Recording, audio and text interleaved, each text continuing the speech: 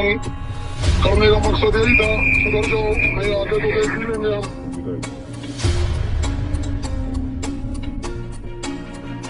Lawrence gang से मिली धमकी के बाद पूर्णिया से निर्दलीय सांसद पप्पू यादव लगातार बयानबाजी कर रहे हैं।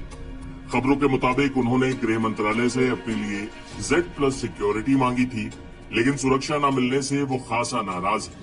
पप्पू यादव ने अब कहा है कि लॉरेंस बिश्नोई, आपको जिसको मारना है मारिए, सलमान को मारना है सलमान को मारिए, मुझको मारना है मुझको मारिए।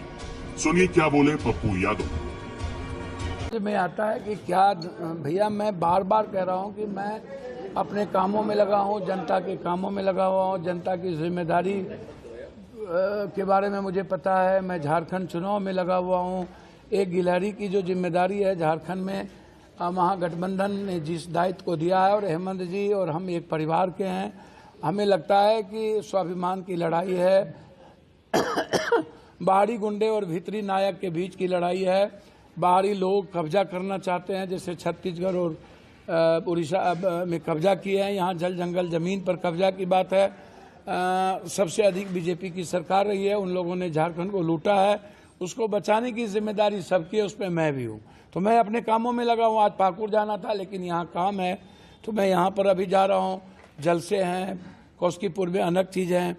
क्या हो रहा है क्या नहीं हो रहा है, जो काम मेरा है मैं कर रहा हूं, जो काम सरकार की है सरकार करे। सरकार को पसंद नहीं है। मैं कई बार कह चुका हूं कि नीतीश कुमार जी के जो इर्द गिर्द रहने वाले लोग हैं, जो लुटेरे लोग हैं, जो नीतीश कुमार जी चाहते पप्पू यादव से मिले, लेकिन नीतीश कुमार को कोई पप्पू यादव से मिलने नहीं देता। तो ऐसे लोग जो माफिया से मिले हुए हैं, जमीन माफिया से, वो लोग नहीं चाहते हैं। वो लोग गलत लोगों को सामने लाना। मैंने उनके चीफ सेक्रेटरी से बात की, उनसे डीजी से बात की, आईजी से बातचीत किया, होम मिनिस्टर से बातचीत की। मैंने तो कहीं ओपन नहीं किया। जब सोशल मीडिया के पेज पर किसी लोगों ने मलेशिया से, रात भी जैसे मलेशिया से लोगों ने धमकी दी, तो वो उनका काम है धमकी देना। मेरा काम है हाथी चले बाजार कुत्ता भूखे हजार। मेरा काम है अपना काम करना। ये भी जो जरूरत नहीं है, इस सुरक्षा को भी लौटा ले। मैंने चिट्ठी लिख दिया कि आप अपनी सुरक्षा लौटा लीजिए। मैंने लिख दी कि मुझे आपकी सुरक्षा नहीं चाहिए। मैं अभी भी, आप देख लो, आप सामने में है, दिखाओ जनता को, मेरे पास कोई सुरक्षा नहीं है। जिसको मारना हो आके मार दो, लेकिन सच्चाई के रास्ते नहीं हटूंगा। सदन और सदन के बाहर जो आम लोगों की जिम्मेदारी हमको दी गई है, वो काम करूंगा। मैं इतना जानता हूं, इस देश की जनता मेरे लिए भगवान है।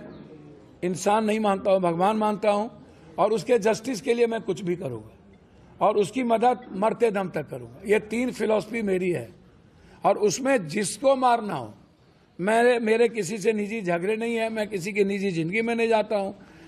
हर देश के नागरिक पर कोई संकट आता है तो वहां मैं रहता हूं, चाहे बाढ़ हो, पुरान हो। जो लोग आलोचना पार्टी के नाम पर करते हैं, गाली गलौज करते हैं, हम उनसे हाथ जोड़ के आग्रह करेंगे, सोशल मीडिया के कुछ लोगों से, यूट्यूबर्स, आप अपना काम करिए ना, आप अपनी बात करिए। हमको गाली गलौज देके क्या फायदा?